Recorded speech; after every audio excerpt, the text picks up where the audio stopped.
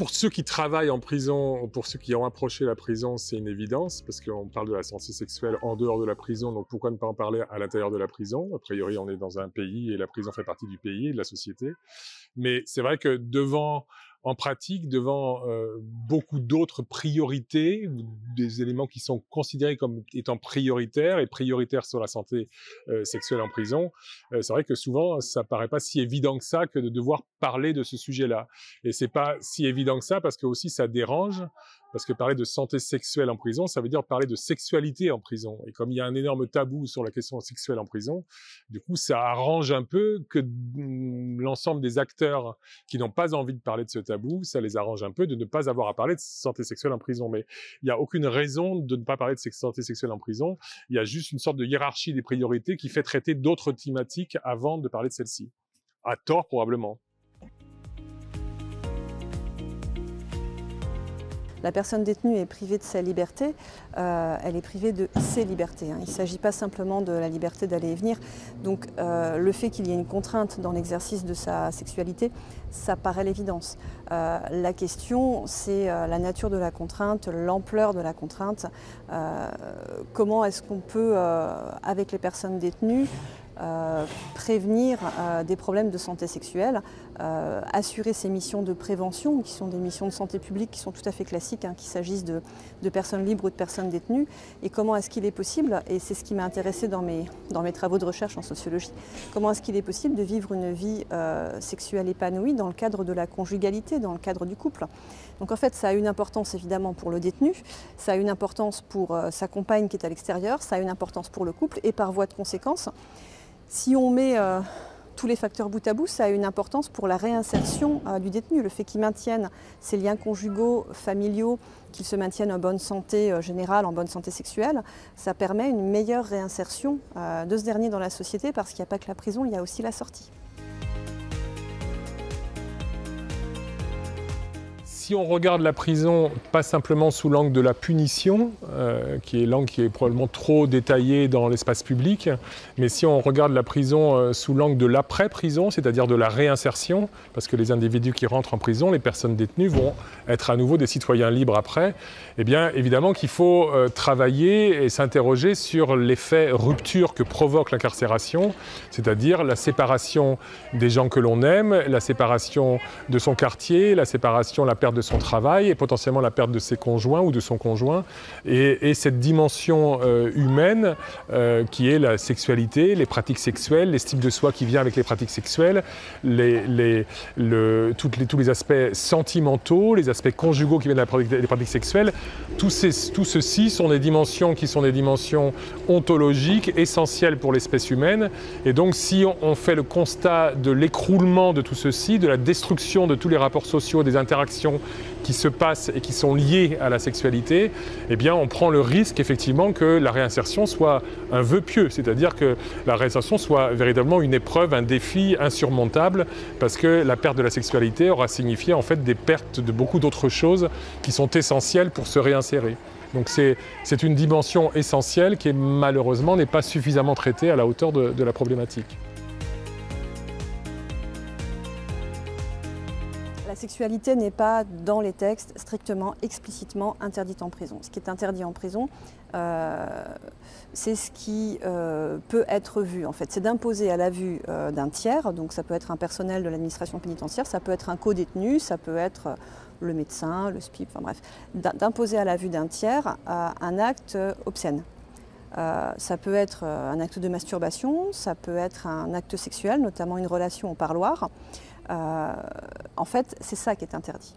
Ce n'est pas la sexualité au sens strict, mais par voie de conséquence, ça induit une interdiction de la sexualité. Néanmoins, il y a des dispositifs qui sont prévus en France, au titre desquels les unités de vie familiale, donc ce sont des petits appartements de 2 ou 3 pièces qui permettent aux détenus de retrouver sa compagne ou sa famille au sens élargi. La place de l'homosexualité en prison, d'abord, elle n'est pas la même en détention homme et en détention femme.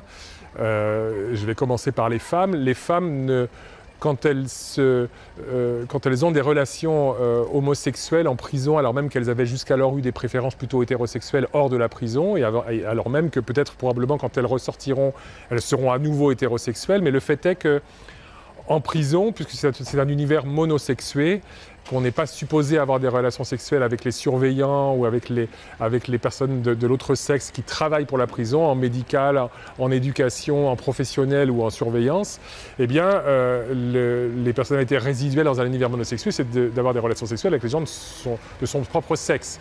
Eh bien, les femmes, quand ça arrive aux femmes, en fait, l'homosexualité pratiquée par les femmes ne remet pas en question leur identité de genre de femme. Elles ne sont pas dégradées sous le prétexte qu'elles deviendraient lesbiennes temporairement en prison. Donc ça se passe dans une relative passivité, en fait. C'est plutôt pacifique.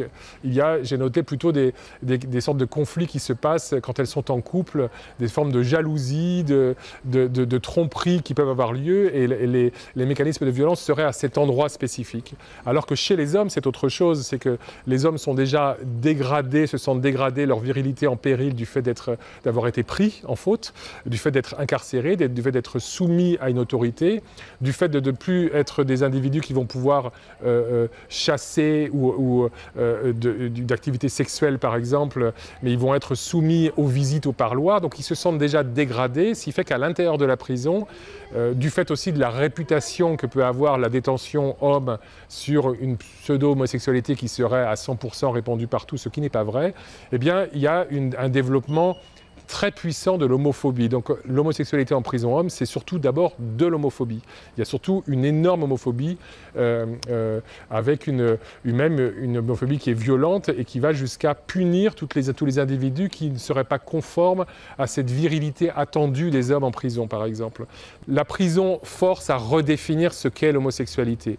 Et en réalité, le mot homosexualité est un problème pour moi ou pour d'autres sociologues d'ailleurs, c'est que c'est comme si c'était une identité. Or, ça n'est pas une identité. La prison ou l'observation des pratiques homosexuelles en prison nous atteste d'une chose, c'est que l'homosexualité, c'est avant tout des pratiques sexuelles qu'on peut avoir ou ne pas avoir, et ce sont des préférences. Et on peut avoir une préférence et avoir des pratiques exceptionnelles. Ça ne fait pas de nous un homosexuel. À la limite, serait un homosexuel celui qui se dit ou se revendique homosexuel. Les autres peuvent avoir des pratiques homosexuelles sans être pour autant homosexuels. Donc ce n'est pas de l'ordre de l'identité. Mais les hommes pensent que c'est de l'ordre de l'identité, pensent que ça les dégrade, pensent qu'ils sont déjà perdus une grande part de leur virilité en étant en prison, que le système les dégrade, et donc sont extrêmement vigilants sur tout ce qui pourrait les surdégrader.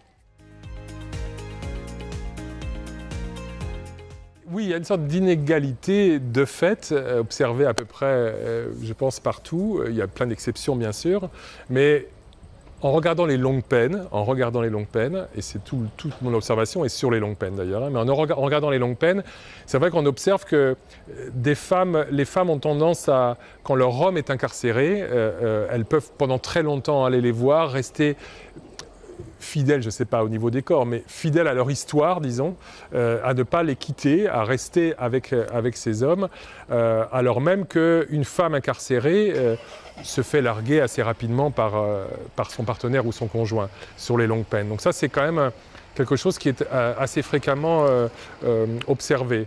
Maintenant, il y a aussi ce qu'on observe, c'est que des hommes, quand ils arrivent en longue peine, savent qu'ils vont devoir passer 10-15 ans en prison.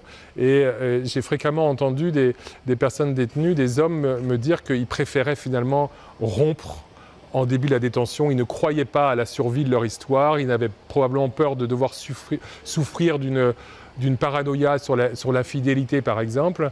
Et donc, ils préféraient rompre, vivre leur détention en tant que célibataires. Et en revanche, commençaient à amorcer une nouvelle conjugalité ou une tentative de conjugalité quelques mois avant de sortir de prison, pour anticiper leur sortie de prison.